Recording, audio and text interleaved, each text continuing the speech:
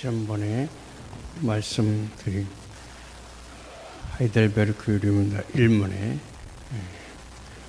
사나 죽으나 우리의 유일한 위로는 나의 몸도 영혼도 나의 것이 아니오 신실하신 구주 예수 그리스도의 것이며 그분이 그의 보혈로 나의 죗값을 다 치르셨고 나를 마귀의 모든 권세에서 구원해내셨다는 것이라고 했습니다. 그것은 우리가 살아있을 동안이나 죽은 후에도 천사와 마귀들 앞에서 확고하고도 견고한 위로를 얻게 하는 데 있습니다. 하나님께서 모든 신적인 진리를 계시하신 것도 우리가 이 진리를 공부하는 것도 이 때문입니다. 이 위로의 골자는 바로 우리가 믿음으로 말미암아 그리스도와 연합하며 그를 통하여 우리가 하나님과 화목되며 또한 그에게 사랑을 받으며 그리하여 그가 우리를 영원토록 구원하시고 보살피신다는 데 있는 것입니다. 그 유일한 위로를 얻기 위해서는 어떤 것들이 필요할까요? 바로 그 요리문답 2문에 그것이 나옵니다. 이러한 위로 가운데 복되게 살고 죽기 위해서는 어떤 것들을 알아야 합니까? 답은 이렇습니다. 세 가지를 알아야 합니다. 첫째로 나의 죄와 비참함이 얼마나 큰가 하는 것이요. 둘째로 나의 모든 죄와 비참함에서 어떻게 구원을 받는가 하는 것이요.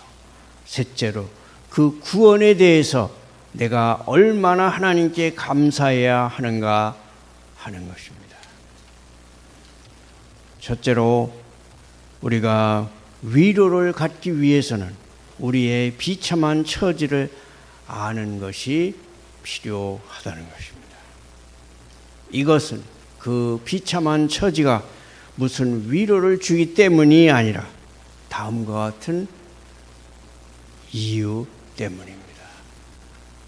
하나는 우리의 비참한 처지에 대한 지식이 우리 속에서 구원을 얻고자 하는 열망을 불러일으키기 때문입니다. 이는 마치 질병에 걸린 사실을 알므로써 그 질병에서 노임받게 해주는 치료약을 간절히 바라게 되는 것과 같은 이치입니다. 우리 자신의 비참한 처지에 대한 지식이 없으면 구원을 바라고 구하게 되지 않습니다. 이는 마치 자기 질병에 대해 무지한 사람은 절대로 의사에게 진단을 받지 않는 것과 같습니다. 구원을 바라지 않으면 그것을 구하지도 않습니다. 그리고 그것을 구하지 않으면 절대로 그것을 얻을 수가 없습니다. 하나님께서는 오로지 구하고 문을 두드리는 자에게 구원을 주시기 때문입니다. 마태복음 7장 6절에 주님은 말씀합니다. 구하라 그리하면 너희에게 주실 것이요 찾으라 그리하면 찾아낼 것이요 문을 두드리라 그리하면 너희에게 열릴 것이라. 이사야 57장 15절은 이렇게 말씀합니다. 내가 통회하고 마음이 겸손한 자와 함께 있나니. 우리 속에 구원을 바라는 마음을 불러일으키는 데 필요한 그것이 또 우리의 위로를 위해서도 필요합니다. 구원을 바라는 심정이 우리 속에 불러일으켜지기 위해서는 우리의 비참한 처지에 대한 지식이 필요합니다. 그러므로 우리의 위로를 위해서는 그 지식이 필요한 것입니다. 그 지식이 본질상 그 위로를 불러일으키는 원인은 아니지만 그 위로의 동기가 되므로 그것이 없이는 위로를 구하려 하지를 않는 법입니다. 그 지식이 끔찍한 두려움을 가져다 주지만 그 두려움이 믿음을 갖는 대로 이어짐으로 그것이 오히려 유익이 되는 것입니다.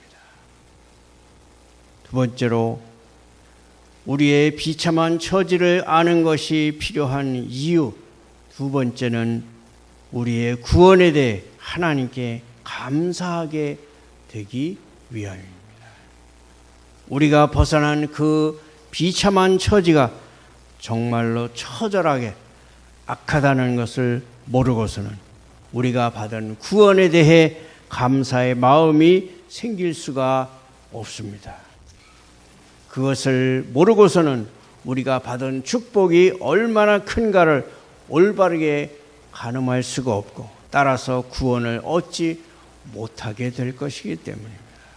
오직 감사하는 자에게만 구원이 베풀어지기 때문입니다. 비참한 처지를 아는 것이 필요한 이유, 세 번째는 우리의 죄악성과 비참함에 대한 지식이 없이는 복음을 들어도 전혀 유익이 없기 때문입니다. 죄와 하나님의 진노에 대해 다루는 율법을 선포함으로써 은혜의 선포를 위하여 준비를 갖추도록 하지 않으면 육신적인 안일함이 뒤따르게 되고 그리하여 우리의 위로가 불안정하게 되고 말기 때문입니다. 확고한 위로는 육신적인 안일함으로는 도저히 설 수가 없는 것입니다. 그러므로 선지자들과 사도들의 모범을 따라서 율법을 선포하는 일부터 시작해야 한다는 것이 분명합니다. 그래야만 사람들이 자신의 의에 근거한 교만을 내던지게 되고 자신의 정확한 처지를 알게 되어 참된 회개로 이어지게 되는 것입니다.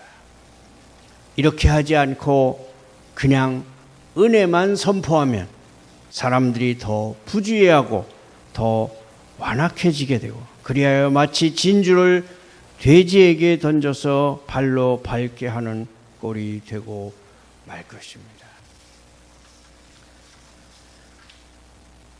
둘째로 나의 죄와 비참함에서 어떻게 구원을 받는가 하는 것입니다. 참된 위로를 받기 위해서는 다음과 같은 점에서 우리의 구원을 아는 지식이 필요합니다. 첫째로는 우리가 낭망에 빠지지 않도록 하기 위함입니다. 우리의 비참한 처지를 알았으나 구원의 길을 제시받지 못하면 우리가 낭망에 빠지게 될 것입니다. 둘째로 이 구원을 바라도록 하기 위함입니다. 아무리 선한 것이라도 모르면 바라게 되지 않습니다. 알지 못하는데 어떻게 바랄 수가 있겠습니까? 그러므로 우리의 구원의 은택에 대해 무지하면 그것을 사모하지도 않을 것이고 그것을 얻지 못하게 되고 혹시 그것이 우리에게 베풀어진다 해도 그것을 받아들이지 않을 것입니다. 세 번째로 그것이 우리에게 위로를 주도록 하기 위함입니다. 아무리 선한 것이라도 알지 못하면 그 어떤 위로도 줄 수 없습니다. 네 번째로 우리 스스로 다른 구원의 방도를 만들어내거나 다른 이들이 만들어낸 것을 채용하여 하나님의 이름을 욕되게 하고 우리의 구원을 위험에 빠뜨리지 않도록 하기 위함입니다. 다섯 번째로 그 구원을 믿음으로 받아들이도록 하기 위함입니다. 그런데 지식이 없이는 믿음이 불가능합니다. 구원은 오직 믿음으로만 얻는 것입니다. 여섯 번째로 하나님께 감사하는 마음을 갖도록 하기 위함입니다. 아무리 선한 것이라도 그것을 알지 못하면 바라지 않으며 그것에 대해 감사의 마음을 가지지도 않는 법입니다. 그러나 감사하지 않는 자에게는 구원의 은택이 베풀어지지 않습니다. 하나님께서는 오직 감사를 통하여 정당한 결과가 나타나는 자들에게만 구원을 베풀기를 기뻐하시는 것입니다. 이런 이유들로 해서 우리가 참되고 견고한 위로를 누리기 위해서는 반드시 우리의 구원에 대한 지식이 필요하며 과연 그것이 무엇이며 어떤 방식으로 또한 누구로 말미암아 베풀어지는가 하는 것을 알 필요가 있는 것입니다.